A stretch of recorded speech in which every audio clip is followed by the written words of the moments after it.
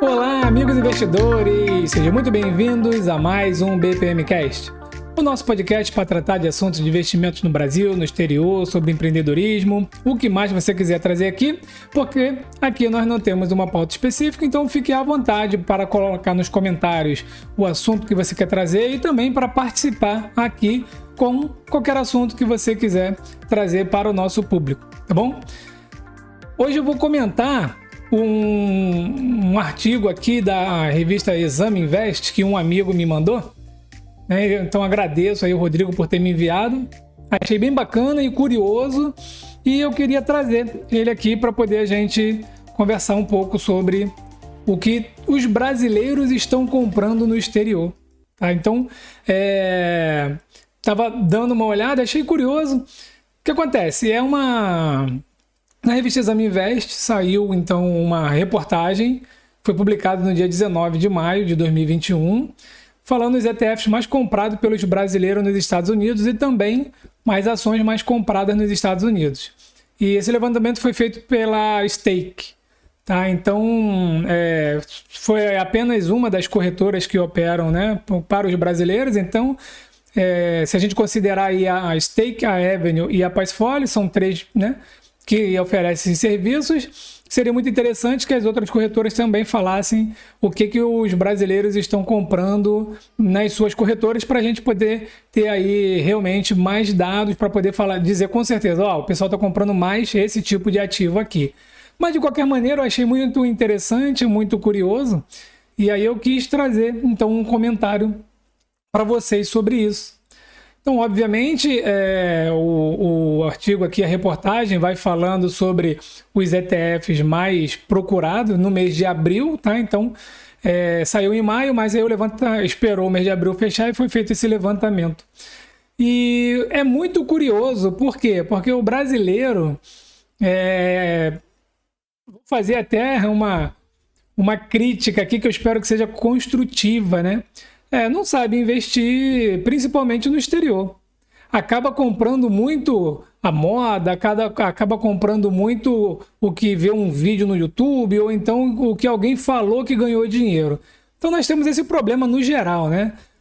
Se alguém ganhou dinheiro com imóvel algum dia, porque lá atrás comprou um imóvel, o terreno valorizou, o apartamento, enfim. Então isso agora virou regra, eu também vou comprar um imóvel que eu vou ganhar dinheiro. Quando não é bem assim, tem como ganhar dinheiro com imóvel, mas precisa saber. Então isso acontece muito com investimentos, né, tanto no Brasil quanto no exterior. E agora eu vou dizer para vocês o porquê que eu acho, né, que os brasileiros não estão sabendo investir no exterior com segurança, tá? Porque o que é curioso, eu vou trocar a tela só para quem está vendo pelo YouTube, mas não vai ter, quem está ouvindo pelo player, né, de podcast, não tem perda nenhuma aí dos dados, porque eu estou falando tudo aqui. Então, o que acontece? Uma característica comum entre os fundos, né, diz aqui a reportagem, melhores posicionados é a alavancagem. E aí, olha só, entre os exemplos estão SOXL, FNGU e o TQQQ, que compõem o Top 5. Aí, isso aqui já me assustou, né? Bom, dos 5 mais negociados em abril, 3 são alavancados. Será que todo mundo que investe assim no exterior sabe exatamente como que funciona um ETF alavancado? Ou será que isso aqui é tipo uma aposta para poder ver se tem um ganho mais rápido? Então isso é que é preocupante, né? Então tá lá, é possível afirmar que os investidores que apostam nesses fundos estão muito confiantes nos retornos e querem dar uma exposição extra a eles. Aponta Paulo Kulikovski, né, que é o CEO da Stake. Olha, não sei bem se é isso não, tá? Que os investidores apostam na alta, estão confiantes, né, com esses fundos aí e estão querendo uma exposição extra. Exposição extra, você vai lá e coloca o seu dinheiro a mais, se for o caso. Agora, alavancado, você está querendo retorno. E você está querendo retorno rápido. Porque qual é a vantagem de uma alavancagem se não for a possibilidade de um retorno triplicado, né, no mesmo tempo? Então, na verdade, na minha opinião, o pessoal está mais apostando do que investindo, tá? E aí vem, um dos destaques do mês é a SOXL, que é um ETF de semicondutores, que é muito utilizado em equipamentos eletrônicos. A escassez global do item, bastante utilizado atualmente, atraiu muitos investidores para o setor. Ótimo, legal. Realmente, os semicondutores, a gente viu aí fábricas de carro parando, diminuindo a sua produção por falta dos semicondutores. A gente também já viu a guerra aí que tem entre China e Estados Unidos, a TSM, a Taiwan Semiconductor, montando uma fábrica nos Estados Unidos, e aí tem essa guerra aí geopolítica da China com Taiwan. Então, realmente, a gente vê, agora também está faltando os chips, né, de processadores em geral. Então, a gente sabe que realmente semicondutores, eu falo muito dos semicondutores, é uma tese que eu gosto demais e visto grande parte da minha carteira nos semicondutores, mas eu faço o quê? Eu procuro aquela empresa que vai trazer os produtos para as outras empresas fabricarem os outros equipamentos. Então, quando o pessoal fala, não, a Tesla, né, o carro da Tesla é muito bom, vai fabricar, vai vender muito. Então, o carro da Tesla precisa de semicondutor, precisa de muito. E aí, quem é que fornece para a Tesla? É nesse caminho que eu vou. E aí a gente vai estudando quais são as empresas de semicondutores, e a gente tem a Microchip, tem a Taiwan Semiconductor, a própria Skyworks tem um pouco disso, a Nvidia também tem o seu setor dentro disso daí. Enfim, tem a Keysight, tem a ON Semicondutores, tem bastante aí. Aqui no canal eu já fiz vídeo de várias delas, e no site tem uma área lá da tese de investimento que você clica lá e você vai ver todos os semicondutores que eu já comentei, e eu vou comentar mais. E também já trouxe aqui um vídeo falando, né, de 10 ETFs de semicondutores, e que dos 10, apenas 2 estariam ali dentro dessa ideia para investir, né? Os demais eu não investiria. Então lá no vídeo eu expliquei, vou deixar o card para quem está vendo pelo YouTube, quem não tiver, dá um pulinho lá no YouTube depois e assiste. Mas o que me chamou a atenção aqui não foi a questão de investir nos semicondutores, foi a questão de investir no alavancado, no SOXL, né? Que ele é da Direxion. Eu já fiz aqui também um vídeo falando da Direxion, explicando ali como que funciona os ETF alavancados. Então, esse SOXL, na verdade, né, ele é o Bull, porque você tem o alavancado no Bull e no Bear Market. Tá? Então, o Bull é o SOXL e o Bear Market é o SOXS. Tá bom? Então, se você estiver apostando na alta, você compra o SOXL. Se você estiver apostando na queda, compra o SOXS. Todos eles são alavancados em 3 vezes, tá? O que acontece com os ETF alavancados? Antes de eu explicar, vou mostrar aqui no gráfico, mas também vou comentar, né? O SOXL, ele já custou em fevereiro $46. E agora ele está custando $34. Então a gente teve uma bela queda aí. E o gráfico, se vocês olharem, né, ele oscila demais. Então, se a gente colocar aqui, por exemplo, um ativo, um semicondutor aqui, a TSM, por exemplo, né, não vai ter tanta oscilação assim no curto prazo. Mas é por que isso daqui? Porque os ETF alavancados, eles têm uma característica diferente. Ele não é para ser investido como buy and hold. Ele tem uma variação diária muito grande, e que isso pode te trazer um ganho muito grande, mas também pode te trazer um prejuízo muito grande. Então ele é muito arriscado. Imagine que você investe $100 e aí o ativo cai 3%. Então o seu ETF alavancado em 3 vezes vai cair 9%. Vamos arredondar para 10%. Então de 100 agora você tem 90, tá? Mas digamos que no dia seguinte ele suba 10%, aliás, ele suba 3%, né? Bom, se ele subir 3%, então o papel que estava 90 vai subir 3%, vai dar ali mais 2,7, $2,70. Então agora eu tenho 92,7. Multiplicando esses 2,7 por 3, né, a gente não tem os mesmos 9 que a gente perdeu no dia anterior. Então, vai dar ali em torno de 8 pontos alguma coisa. Aí com isso, num dia a gente colocou 100, aí no final do dia depois tem 90. Aí sobe 10%, opa, mas agora eu tenho 98. 98 é alguma coisa, eu não tenho mais os 100. Então, quando ele cai uma porcentagem, eu preciso de mais do que ela, né? Eu não vou trazer todos os cálculos aqui, depois eu posso fazer um vídeo mais detalhado, aqui é só comentário do BPMcast. Eu preciso de 11% mais ou menos para poder recuperar a queda dos 10% no dia anterior. E se no segundo dia tiver mais uma queda de 1,5%, então assim, vai alavancando o seu prejuízo. Tá, mas aí o inverso é verdadeiro? É verdadeiro até certo ponto. Porque quando você pega o valor que você investe $100 e sobe 10%, vai para 110. Né? Então, opa, no primeiro dia subiu 10%, foi para 110. Mas aí no segundo dia caiu 10%. Caiu 11%, voltou para 99%. Então, assim, tem que ficar atento com os ETF alavancados, tá bom?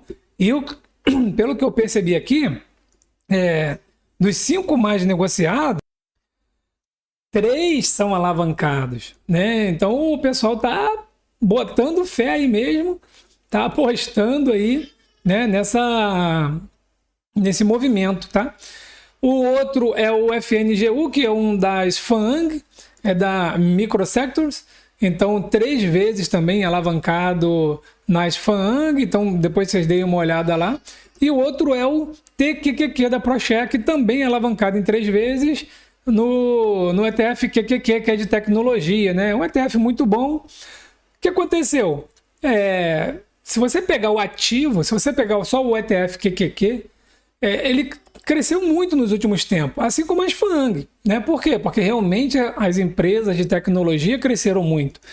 As Big Techs cresceram demais aí no último ano, né? A Apple dobrou de preço, ela saiu de 1 trilhão para 2 trilhões de valor de mercado em um ano. É um crescimento muito absurdo. Enfim, mas o alavancado, ele é muito mais preocupante. Então, né, vamos continuar aqui. Depois, fala dos ETFs do grupo ARK, chefiado pela Cathie Wood, que realmente, né, eles tiveram uma boa performance. E aí o pessoal, aí ela ficou famosa, ela fala, já tem reportagem sobre ela, e o pessoal foi lá e colocou, foi dinheiro lá. E realmente os ETF tiveram bons retornos, mas tem que avaliar ainda assim um por um, tá? Então, deixa eu comentar aqui rapidamente dos 10 ETF que está aqui na lista, e eu vou também fazer um comentário das 10 ações, tá?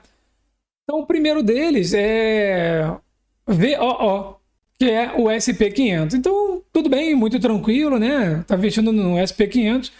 Depois vem um de inovação da ARK, tá legal? O terceiro é esse, SOXL, né? Que é o Bull 3 vezes alavancado, né? Então, o pessoal tá apostando muito na subida aí dos semicondutores e foi dinheiro no alavancado. O quarto é o outro alavancado, em 3 vezes, que é o das FANG, tá? Mais o FNGU. Então, esse daqui, eles têm aqui no site da Microsectors, depois vocês deem uma entrada lá, e eles explicam, né, o FNGU 3 vezes, né, mais a FANG, enfim, tem a explicação todinha deles lá.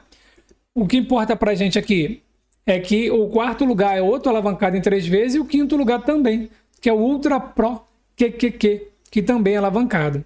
Depois vem um outro, sexto, um alavancado aqui em 1.5. Aí vem depois vem mais 3 da ARK, que é um de genoma, né? O outro de exploração espacial e inovação. Um de fintech, e o último é o da iShares Global Clean Energy, que o pessoal também tem muito esse apelo de ESG e muito apelo da energia limpa, né? E aí ele ficou em 10º. Quando a gente olha essa lista, né, que a Stake divulgou, de 10 ETF mais negociado em abril, somente um foi da iShares e um da Vanguard, que são os tópicos gigantescos, né? Vanguard e iShares, que faz parte da BlackRock. Os demais foram ProShare, Direction e da ARK. E a maioria alavancado. Então, eu repito, né? É preocupante se a pessoa não sabe investir alavancado, né? Nem ETF, investir alavancado, tá? Nada contra, não vejo problema nenhum, mas tem que saber o que está fazendo, é igual opções. Nada contra opções, já operei opções, hoje eu não utilizo o meu tempo com opções, porque eu utilizo ele de outras maneiras, então, né, opções também, para quem sabe trabalhar com opções, é muito bom. Depois vem mostrando as ações, e as da Microvision apareceram pela primeira vez no ranking. Por quê? Porque a empresa começou a ficar mais conhecida desde que o CEO, Michael Saylor, anunciou que a empresa adicionaria Bitcoin ao seu balanço. Tá? Então, eu já vi o Fernando Urrich falando sobre o Michael Saylor e adicionando os Bitcoins aí ao balanço da empresa. Com isso a empresa ficou famosa, né? O Bitcoin muito na moda e chegou a $60 mil, agora bateu $37 mil. Então, o Michael Saylor ficou muito mais conhecido por conta disso, e aí ele comprou, pum, apareceu lá no top 10, tá? Aí vamos dar uma olhadinha nas ações, né? Permanecem no top 10 as ações da Tesla, Coinbase, NIO, GameStop, Amazon, dentre outras. E aí a gente vê que a Microvision subiu mais de 150% em abril, por conta, né, dessa questão aí dos Bitcoins. Quando você dá um pulo lá para ver o gráfico dessa micro... Deixa eu colocar aqui, MVIS. Vou falar aqui para vocês para onde foi parar, né, o gráfico da Microvision. Bom, hoje está sendo negociado a $13,87. Tá? Então, teve um pico, né? Teve aquele boom ali quando o Michael Saylor comentou sobre comprar bitcoins, que fez o papel chegar a $26 e hoje está sendo negociado a $13, ou seja, uma queda de 50% do seu topo. Tá?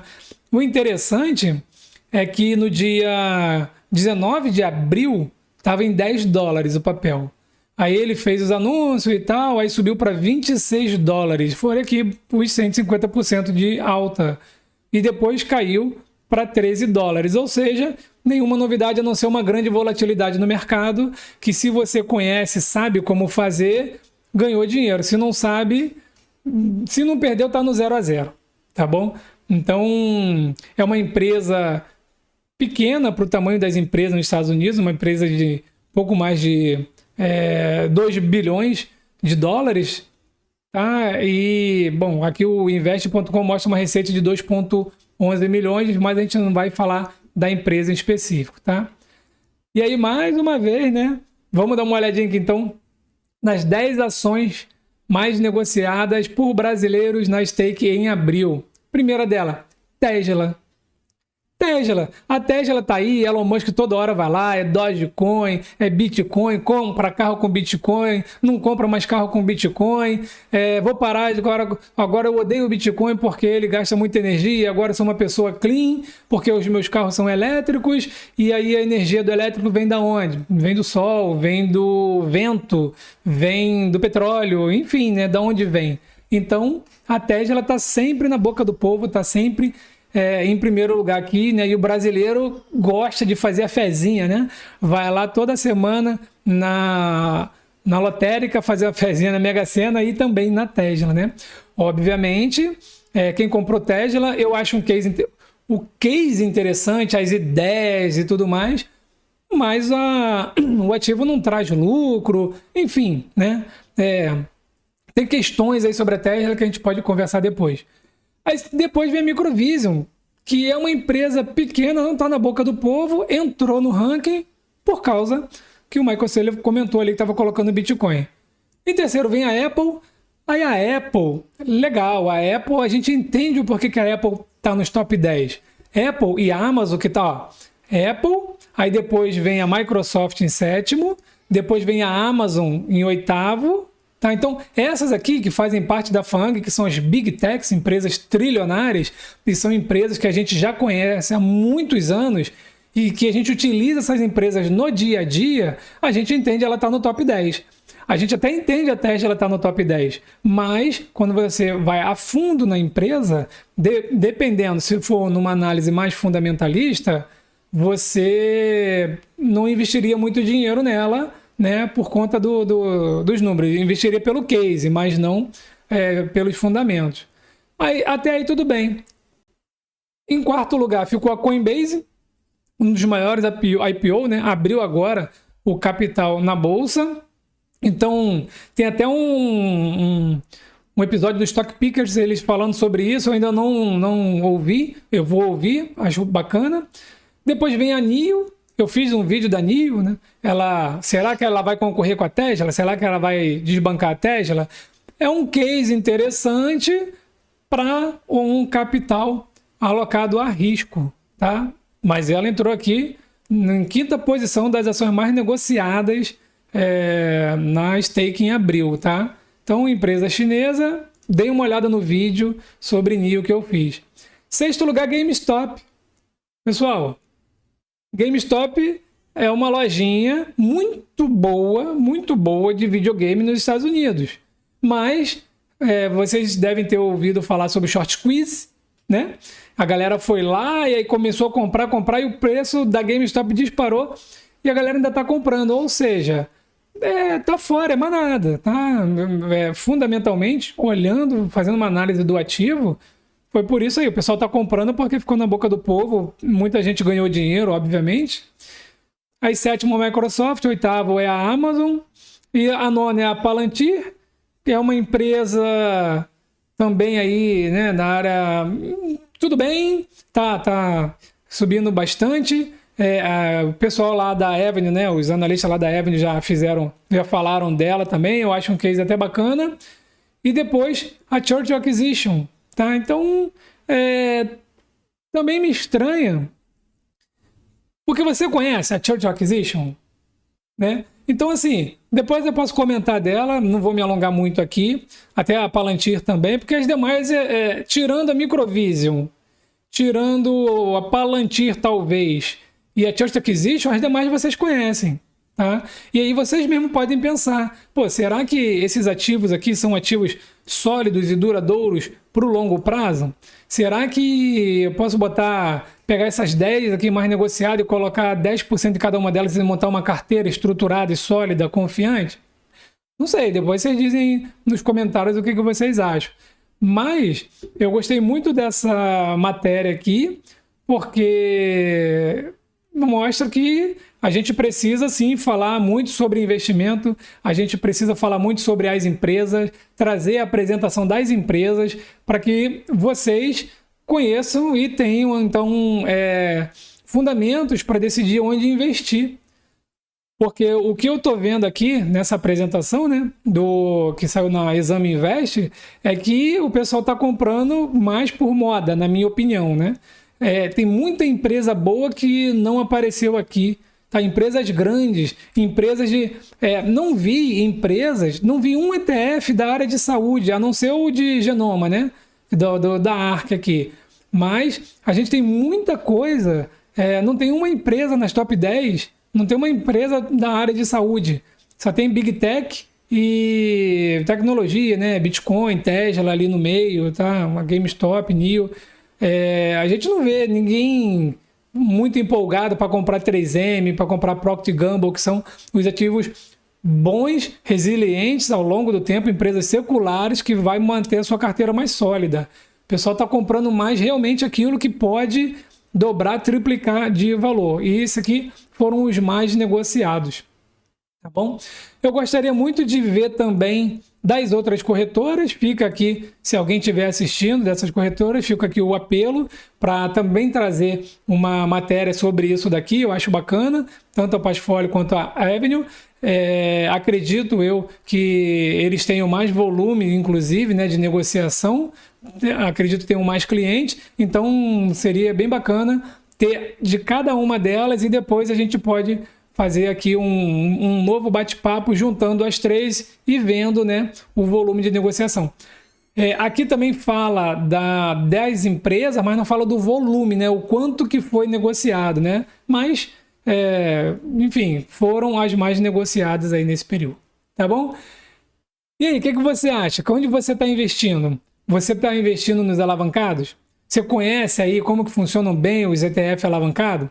Acha que vale a pena realmente comprar esses top 10 aqui ou não, vou manter minha carteira resiliente, não se sabe o que vai vir pela frente e a turbulência pode ser grande, então ativos mais sólidos, as gigantes, Dividend Kings, Aristocrats, vão me dar aí uma tranquilidade maior no longo prazo. Deixa aqui nos comentários então, para poder a gente saber o que é, ou então pode mandar aí também nas redes sociais que a gente conversa então sobre isso num próximo episódio do BPMcast. Vou ficando por aqui, forte abraço a todos e até o próximo BPMcast.